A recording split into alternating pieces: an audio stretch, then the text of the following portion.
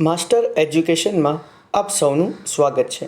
મિત્રો, આજનો જે આપણો વિષય છે તે છે ધોરણ 12 ગુજરાતી પ્રથમ ભાષાના જે સવિસ્તાર પ્રશ્નો છે તેના ઉત્તરોને આજે આપણે ન્યાય આપીશું. એમાં પહેલો જ પ્રશ્ન ખૂબ જ અગત્યનો પ્રશ્ન છે, કારણ કે તે માર્ચ 20, માર્ચ 22 અને ઓગસ્ટ 20માં પૂછાઈ ચૂક્યો છે.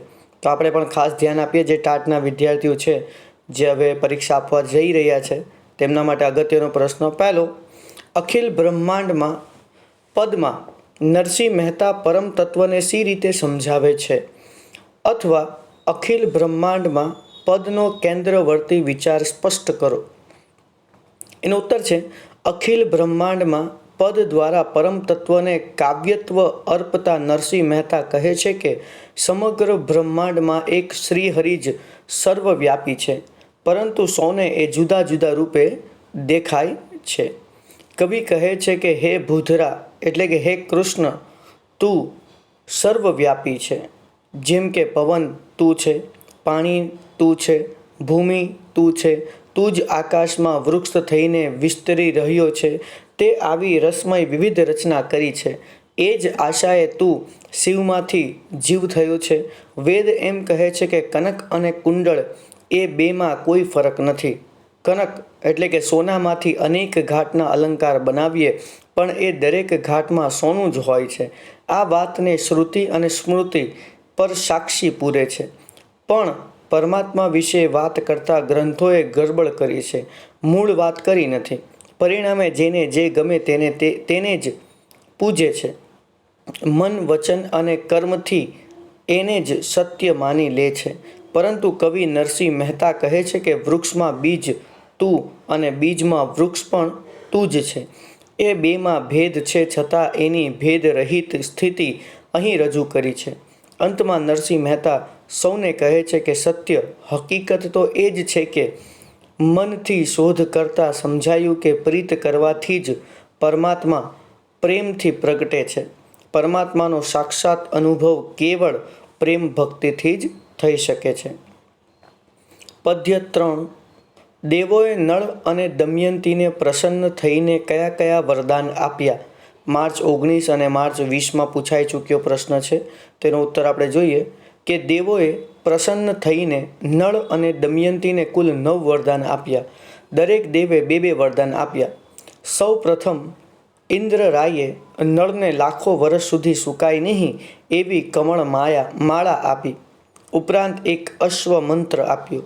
ઘોડાના કાનમાં એ મંત્ર બોલતા તરત અશ્વ એક દિવસમાં 100 જોજન દોડી શકે.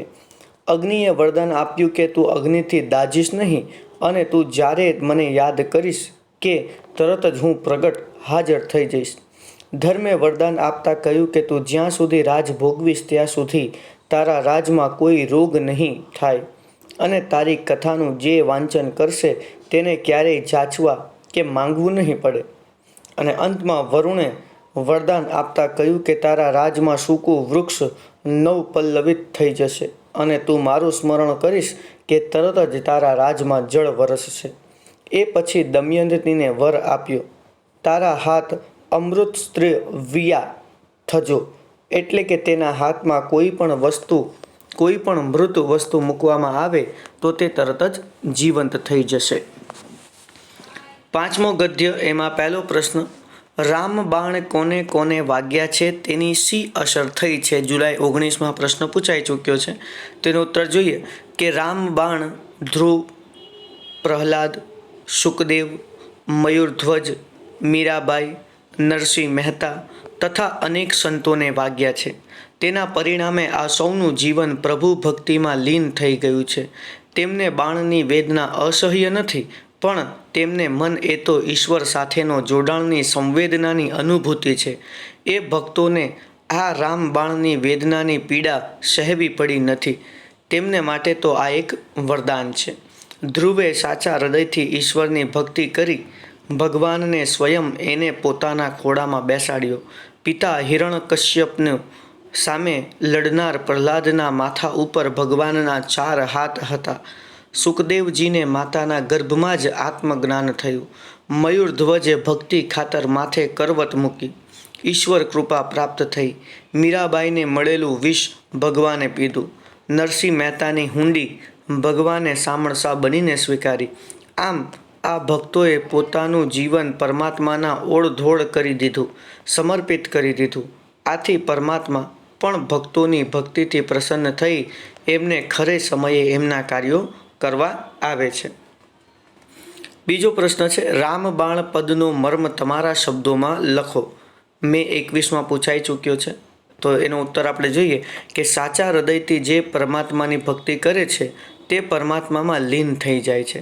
ભક્તિ રસથી પરમ તત્વ સાથેની અનુભૂતિ થાય છે તેમને રામબાણ વાગ્યા છે, પરંતુ પ્રભુના બાણ વાગ્યા છે, પણ એમાં તેમને બાણની વેદના થતી નથી.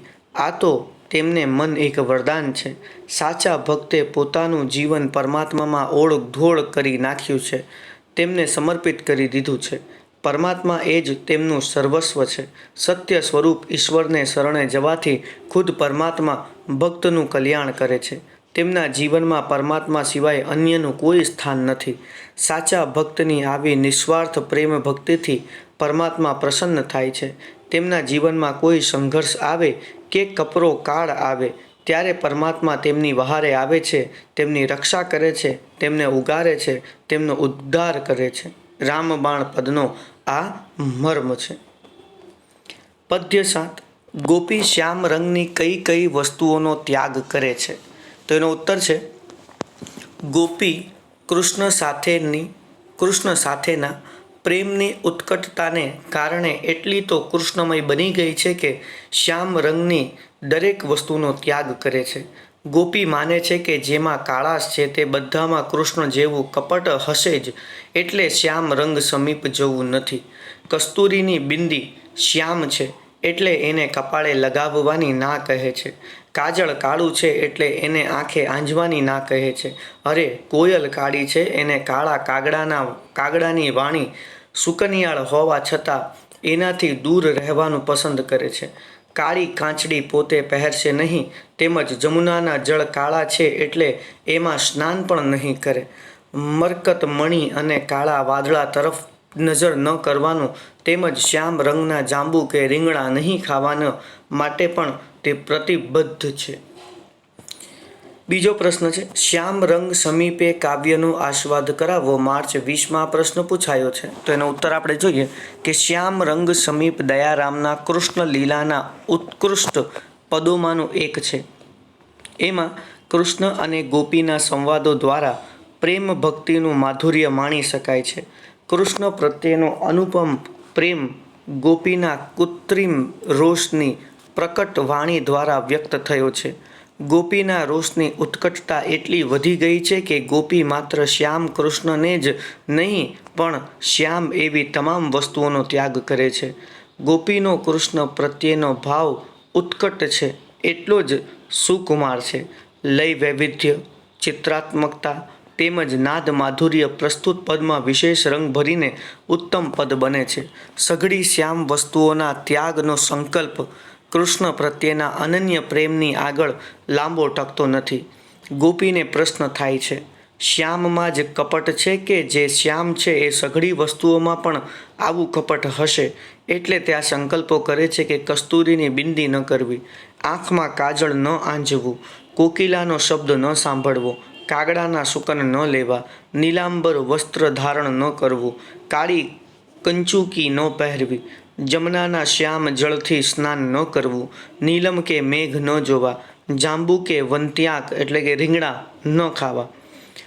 કૃષ્ણ પ્રત્યેના ઉત્કટ સાચા પ્રેમ આગળ કૃત્રિમ રોષનું આયુષ્ય દીર્ઘ સમય સુધી ટકી ન શક્યું, મન તૈયાર ન થયું.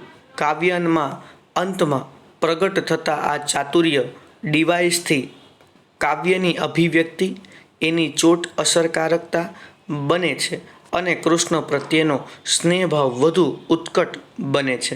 આમ વિષય વસ્તુ તેમજ તેની અભિવ્યક્તિની સંરચનાને કારણે પ્રસ્તુત પદ માત્ર કવિ દયારામના સાહિત્યનું નહીં પણ ગુજરાતી પદ સાહિત્યનું બેનમૂન પદ બની રહે છે.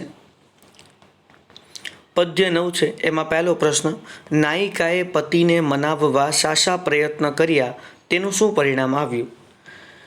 તો એનો ઉત્તર છે કે નાયિકાએ પતિને મનાવવા, પતિ સાથે ઘર કરવા, સાથે રહેવા ડુંગર જેવડા દુઃખો સહન કર્યા છે.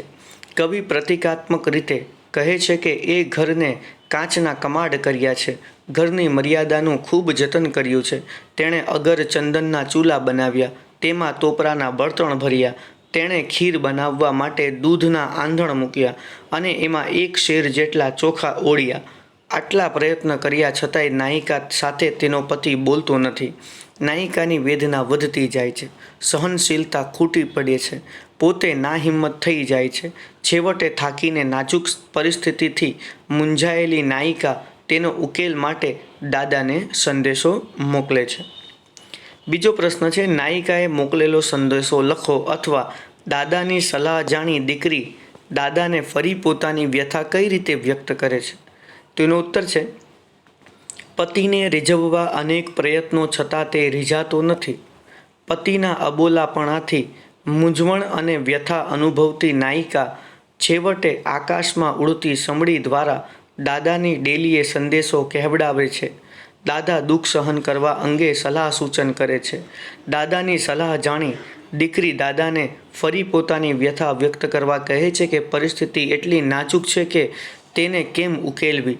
એનો સંદર્ભમાં દીકરી કેટલાક ઉદાહરણ આપે છે, જેમ કે ખેતર ખેડી શકાય, પણ ડુંગરને કેમ ખેડવો? કૂવામાંથી કેટલું પાણી છે તેનો તાગ કાઢી શકાય, પણ સમુદ્રના પાણીનો તાગ સી રીતે કાઢી શકાય? ઢાંઢો એટલે કે બળદ વેચી શકાય, પર પરણ્યો એટલે કે પતિને થોડો વેચી દેવાય. કાગળ હોય તો વાંચી શકાય, પણ કરમમાં અર્થાત નસીબમાં શું લખ્યું છે તે સી રીતે જાણવું?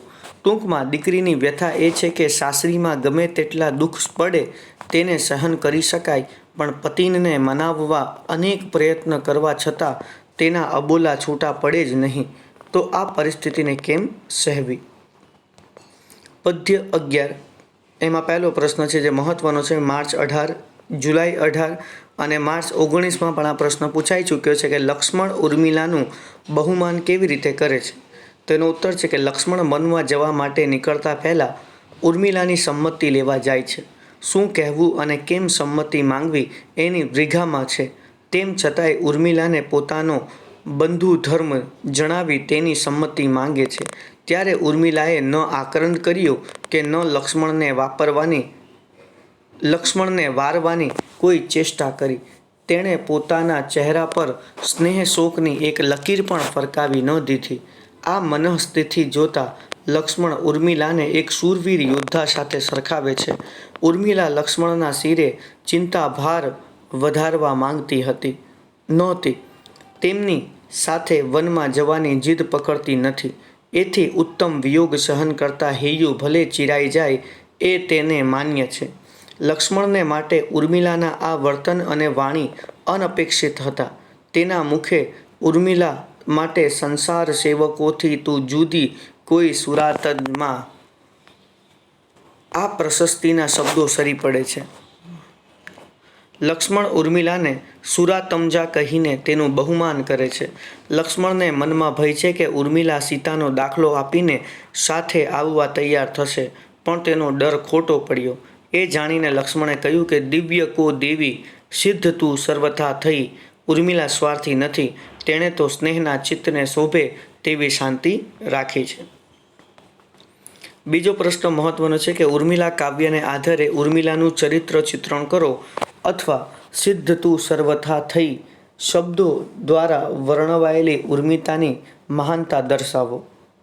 માર્ચ 19 અને 20માં પૂછાઈ ચૂક્યો છે પ્રશ્ન. તેનો ઉત્તર જોઈએ કે લક્ષ્મણ સીતા રામની સેવામાં વનવાસ જવા નીકળે છે. રાજ સુખનો પરિત્યાગ કરી લક્ષ્મણ ઉર્મિલાની સંમતિ લેવા જાય છે. ઉર્મિલા દૂરથી તેના વહાલાને કંઈક વેગથી આવતા જુએ છે. લક્ષ્મણને આ વેશમાં જોઈ અને પતિના વિયોગનો વિચાર કરતાં તેનું હૈયું ચિરાઈ જાય છે. પરંતુ ભાવિ સંકટો પર સંયમ કેળવી ઉર્મિલા પોતાના સ્વામી સન્મુખ ધીરજ ધારણ કરી ઊભી રહે છે. આ વાસ્તવિકતાને પચાવવી એટલી સહેલી નથી, પણ એક રાજવધુ તરીકે તે પરિસ્થિતિને સ્વીકારે છે અને લક્ષ્મણને તેના સત્કાર્યમાં સાથ આપે છે.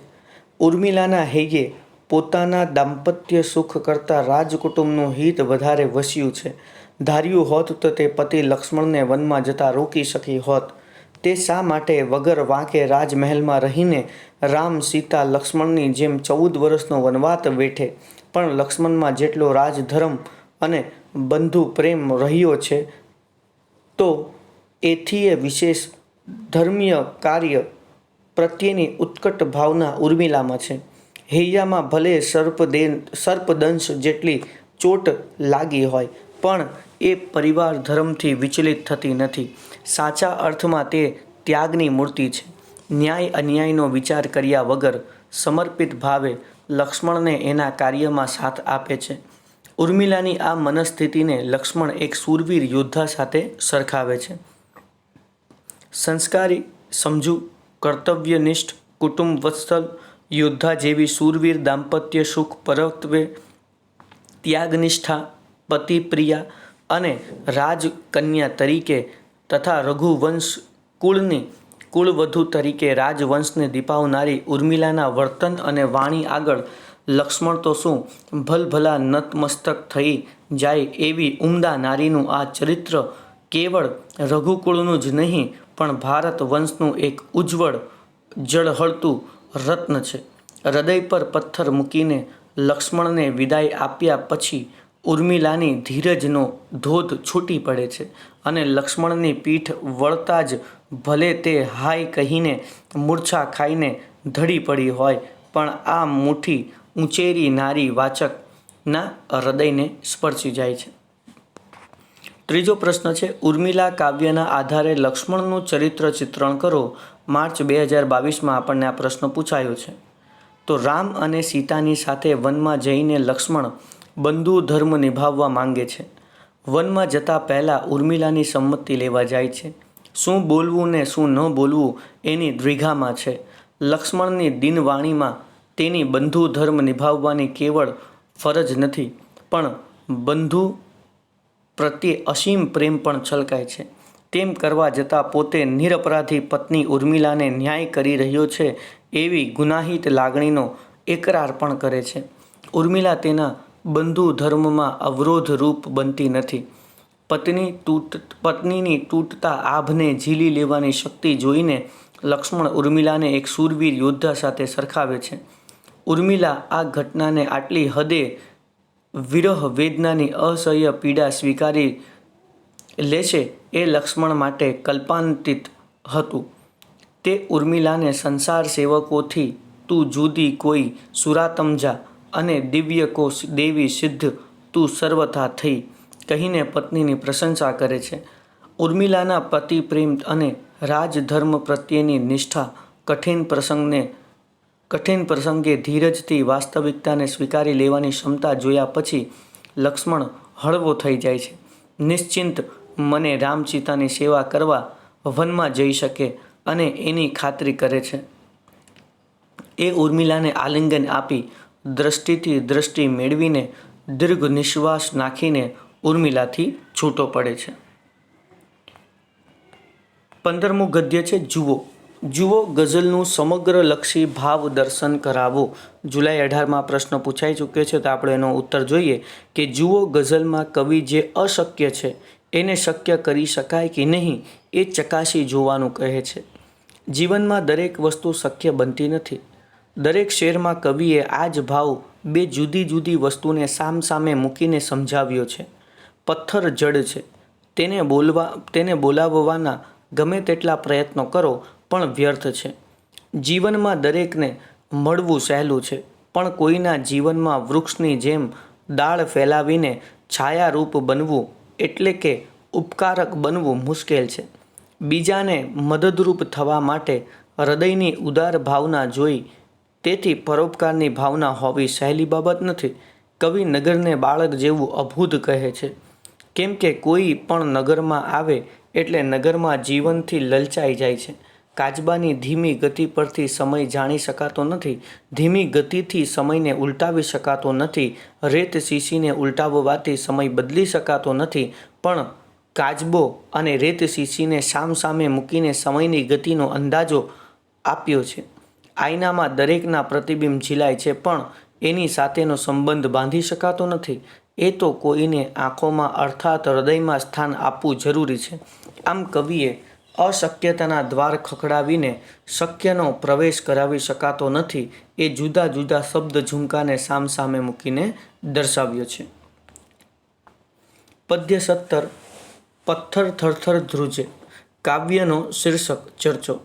જેણે પાપ કર્યું ના એકે.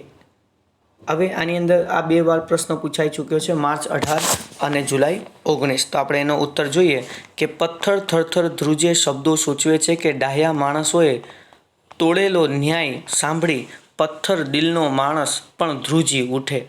જ્યારે અહીં તો એવા લોકોના હાથમાં પથ્થર મારવા માટે તડપી રહ્યા છે જેમને ન્યાયનો અમલ કરવામાં જાણે આનંદ આવતો હોય. તેમનું આ વર્તન નિંદનીય છે. દુનિયામાં એક પણ વ્યક્તિ એવી નથી કે જેણે જાણ્યું કે અજાણ્યે નાનું કે મોટું પાપ ન કર્યું હોય. એક પણ વ્યક્તિ સંપૂર્ણપણે નિર્દોષ નથી, તો પછી દોષિત વ્યક્તિને આવો ક્રૂર ચુકાદો કેવી રીતે આપી શકે, અને તે પણ ઠંડે કલેજે. કવિએ આવા નિષ્ઠુર માણસની નિર્દયતાની અહીં નિંદા કરી છે. કવિએ કાવ્યના અંતે ઈસુ ખ્રિસ્તનું વચન, જેણે એક પણ પાપ ન કર્યું હોય તે જ પહેલો પથ્થર ફેંકે, મૂકીને જાણે કહેવાતા ડાહ્યાજનોને પોતાના કર્મો તરફ આઈનો બતાવ્યો છે. આવો ક્રૂર ન્યાય એ ન્યાય નથી, પણ માનવતા પર પ્રહાર છે. પથ્થર હૃદયના માણસને પણ ધ્રુજાવી દે તેવો છે. આ દ્રષ્ટિએ પથ્થર થરથર ધ્રુજે શીર્ષક યથાર્થ છે.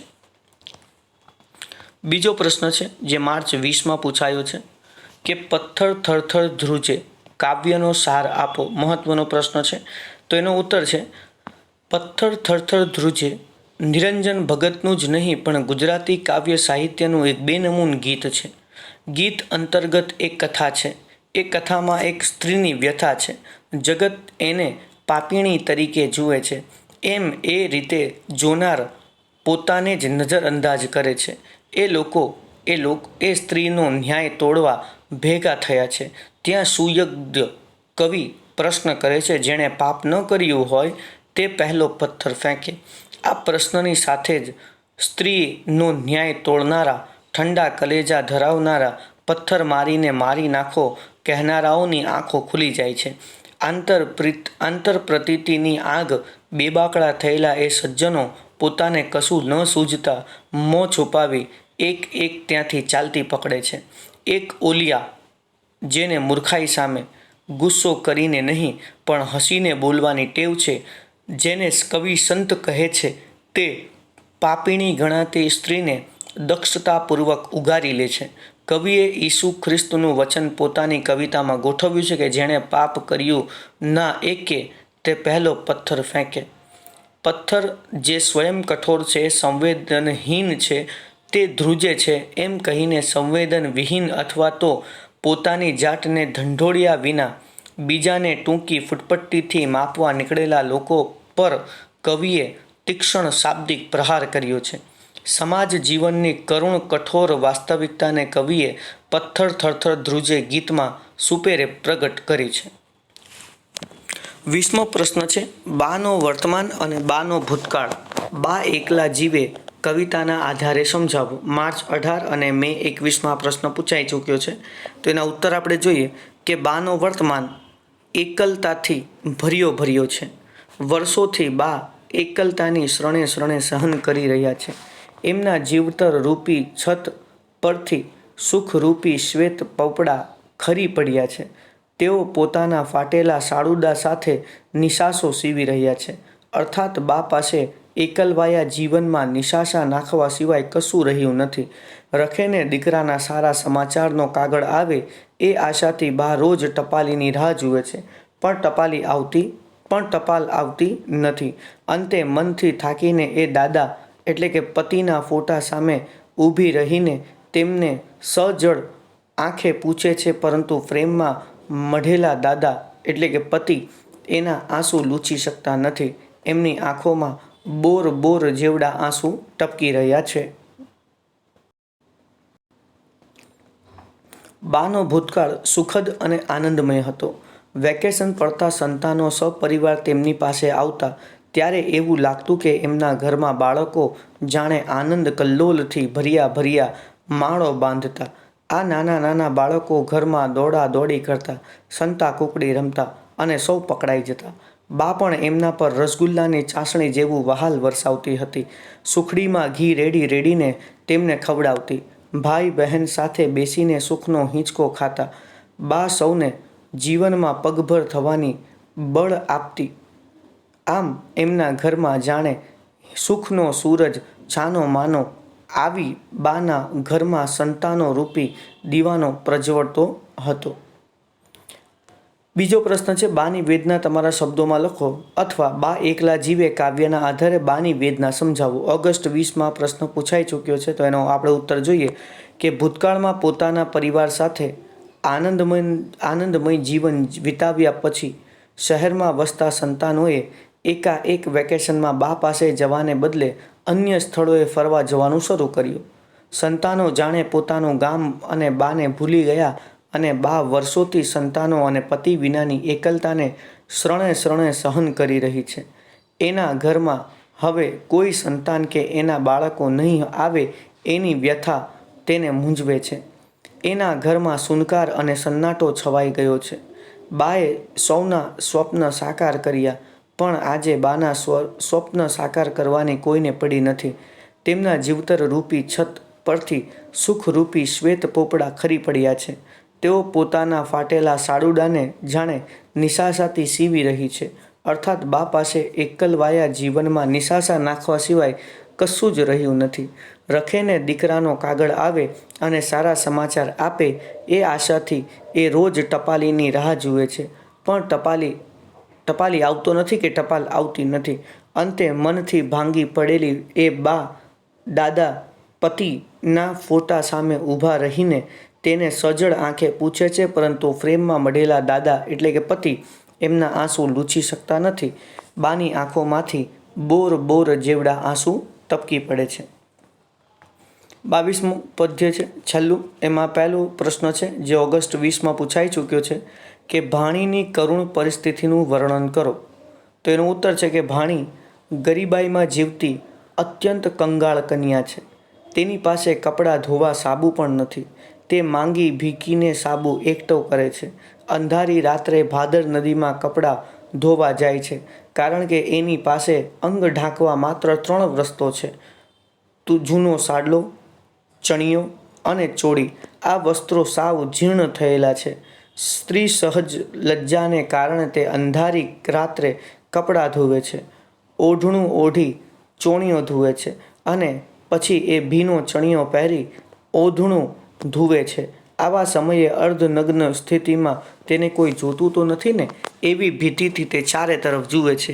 એના અંગે અંગમાંથી એનો આત્મા જાણે રડે છે. કપડાં ધોતી વખતે 3 જીર્ણ વસ્ત્રો સિવાય એની પાસે અન્ય કોઈ વસ્ત્ર નથી. કપડાં ધોઈને પાછી વળતી એ કન્યા ઠંડીથી ધ્રુજતી કાયા સંતાડતી ઠેસ ઠેબા ગોઠા ખાતી જેમ તેમ પોતાના કુબા સુધી તો પહોંચે છે, પણ તરત જ તે શરીરની સમતુલા ગુમાવે છે અને ત્યાં જ પટકાઈ પડે છે. કવિએ પટકાણી સાથે રાંકની રાણી કહીને માત્ર પ્રાસ નથી મેળવ્યો, પણ ભાણી પ્રત્યેની કરુણા જગાડે એવી એની દરિદ્ર અવસ્થા અને વિવસ્થાને અને લાચારીને દર્શાવી છે. અને આજનો છેલ્લો પ્રશ્ન છે બીજો, ભાણી કાવ્યમાં આલેખાયેલા સામાજિક આર્થિક વિષમતા વર્ણવો. તો એનો ઉત્તર છે કે સામાજિક આર્થિક વિષમતા એ આપણા સમાજનું મોટું દૂષણ છે. એક બાજુ સુખ વૈભવમાં મહાલતો વર્ગ છે, તો બીજી બાજુ ભાણી જેવી અતિશય દરિદ્ર અવસ્થા ભોગવતો વર્ગ છે. ભાણી કાવ્યમાં ભાણી પાસે અંગ પર પહેરવા પૂરતા કપડાં નથી. ચીભડા વેચીને એ કુટુંબમાં સૌ સભ્યોના પેટ ભરે છે. એની પાસે ફાટેલા અને મેલા દાટ કપડાં ધોવા માટે સાબુ પણ નથી. પોતાની આબરૂ સાચવવા કોઈની પાસેથી માંગી ભીખીને લાવેલ સાબુથી તે કપડાં ધુએ છે, પણ એ માટે ઓઢણું ઓઢીને પહેલાં ચણિયો ધુએ છે અને પછી એ ભીનો ચણિયો પહેરીને ઓઢણું ધુએ છે. એવા સમયે તેને પોતાની 1,00,000% આબરૂ સાચવવાની છે, એટલે એ બીતા ચારે તરફ જુએ છે. રખેને કોઈ તેને જોતું તો નથી ને. આ ગરીબ કન્યા ઠંડીમાં ધ્રુજતી, કાયા સંતાડતી, ઠેસ ઠેબા ગોઠા ખાતી પોતાના કુબા સુધી પહોંચતી અને પટકાઈ પડે છે. અહીં આ કંગાળ દરિદ્ર કન્યાની ગરીબાઈની પરાકાષ્ઠા જોવા મળે છે. આવી કરુણાજનક પરિસ્થિતિ જોતા વૈભવશાળી મહેલો કેમ તૂટી પડતા નથી એવો પ્રશ્ન મનમાં થાય છે એ સ્વાભાવિક છે. ટૂંકમાં કવિએ ભાણી કાવ્યમાં સામાજિક અને આર્થિક વિષમતાને ત્રાદૃશ્ય કરી છે. તો મિત્રો અહીંયા આજે જે આપણો પ્રથમ ભાષા ગુજરાતી ધોરણ 12 એના સવિસ્તાર ઉત્તરોનો પહેલો ભાગ પૂર્ણ થાય છે.